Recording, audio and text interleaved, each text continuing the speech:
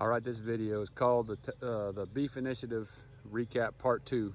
I got to talking and got to rambling in my last video, and I didn't cover all of what I meant to say about the weekend in Kerrville.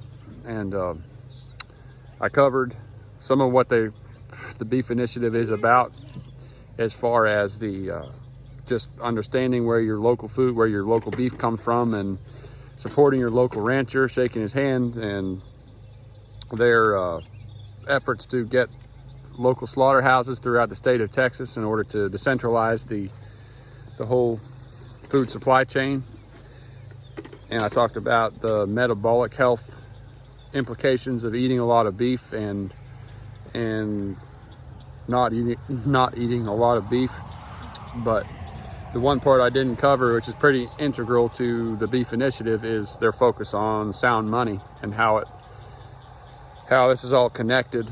People's high time preference in eating junk food and the whole ability of the cartel, or whatever you want to call it, the whole industrial food system, to maintain their stranglehold over basically how food is produced and consumed in this country. It's all been built on, well, you could say about 5 decades of unlimited money printing, giving unlimited power to corporations and bureaucracies in the federal government that have steered the way Americans eat in a very unhealthy direction.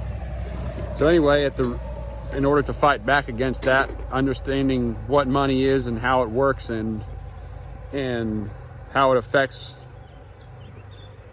modern society in general, or any society, and how it's important to reclaiming basically our liberty as individual Americans and sovereign Americans. And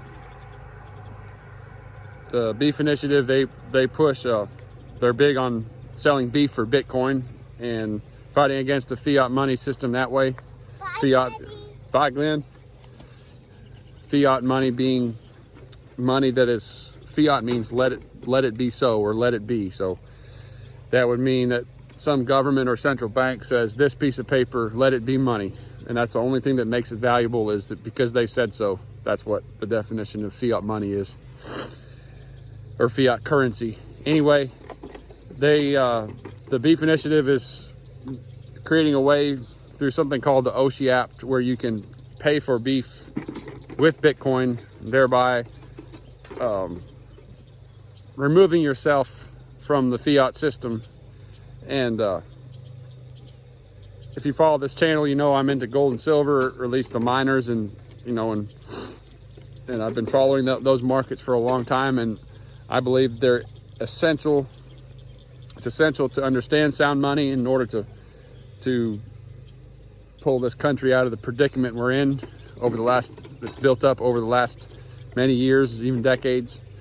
And I know that Bitcoin and the people that promote it the people that promote Bitcoin are excellent at describing the problems with the fiat money system. And I got to speak to a lot of prominent Bitcoiners, or several big time Bitcoin people at the conference, and I learned a lot. And I got in some really serious and interesting, friendly discussions about whether Bitcoin will eventually replace gold, or replace gold and silver, or any tangible, physical currency or money.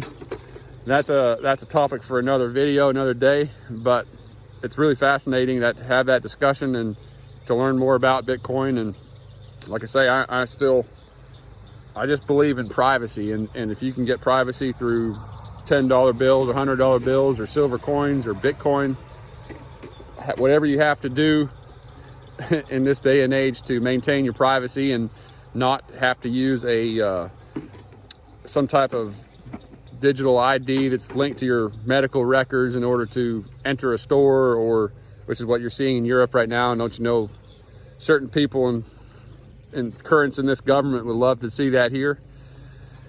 That's why I believe, and that's why I'm speaking out, as hard as it is to stand here and just talking to a camera and think that I feel like an idiot, nobody's watching. But I gotta say it, and I gotta spread the word, just like their Texas Slim is doing through the Beef Initiative.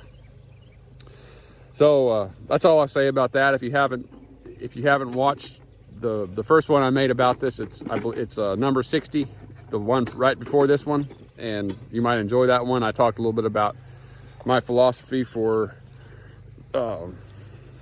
what I would do with $10 million. That was a fun video to make.